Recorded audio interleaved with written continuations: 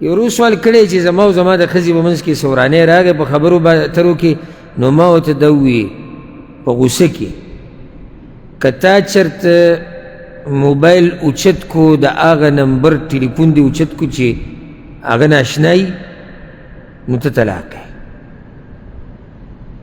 که تا ناشنا ټلیفون اوچت کو نمبر، نو ته څه یې؟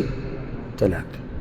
دا طلاق وشو که اول کارو کې بیا پسې ګرځي توره والده اوس وله حل که دا توره. تا ته چا ویلي دي چې دومره غوسه کېږي چې دومره ګډې وډې وې؟ بعض پکې زما خپل راشي بیا دا ټکی هم نه وایي، لکه زه ورته تا ښځې ته څه ویلي، بس دغه ټکی مې ورته ویلو. کم ټکی ما ته صحیح خبره وکړه، په دې باندې جواب بلا دی، تا څه ویلي بس دغه هلته ښه په دم کې دې ویلي ته طلاق دی. اوس زما په مخ کې ته دومره د دې ټکي نه ویرېدې چې ویم نه چې تا کم ټکی ویل، حالانکې دې سره طلاقېږي هم نه چې ته د علم په مخ کې ووایې، دې سره ښځه خو نه طلاقېږي. وروسته بیا داسې پابند شي د خبرو او د دې هر څه. الغرض جواب لرځو هغه دا چې دې ته الطلاق المعلق ویلی کېږي علی شرط، طلاق تړلی شوی په یو شرط پورې. لکه دلته شرط څه دی؟ که تا ناشنا نمبر ټلیفون اوچت کو ته طلاق دی، نو دې پورې وتړلی شو طلاق. دې کې د علماو اختلاف دی، ما څو پیرې داسې قسمه سوالاتو جواب کړی.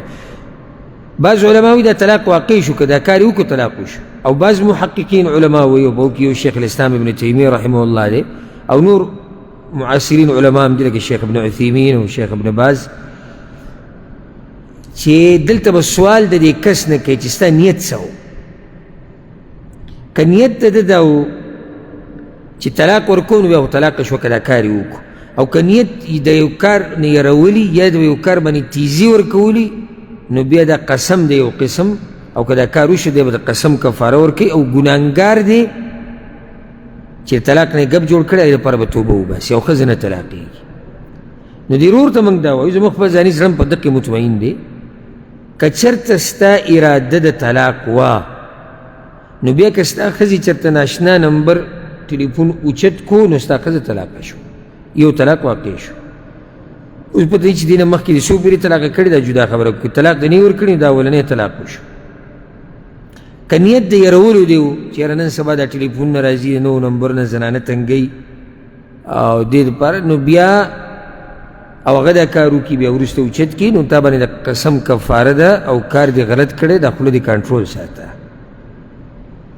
مسلمان له پکار دي چې خپله ژبه کنټرول ساتي. دا طلاق ګورې دې دپاره نه دی چې موږ پې ښځې یاره وګورئ. ښه طلاق د څه دپاره دی؟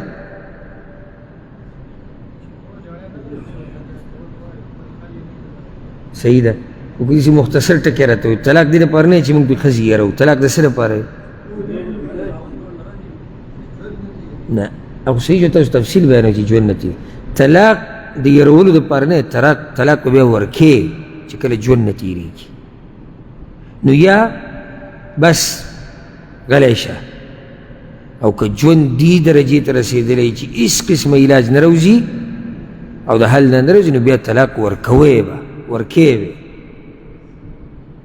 داسې دغه خبره ښځې ته دا بس چې طلاق در کړم، طلاق دې کړم، په دې دې را ټینګه کړې ده چې صرف په دې ټکي یېرې، نو دا غلطه طریقه ده.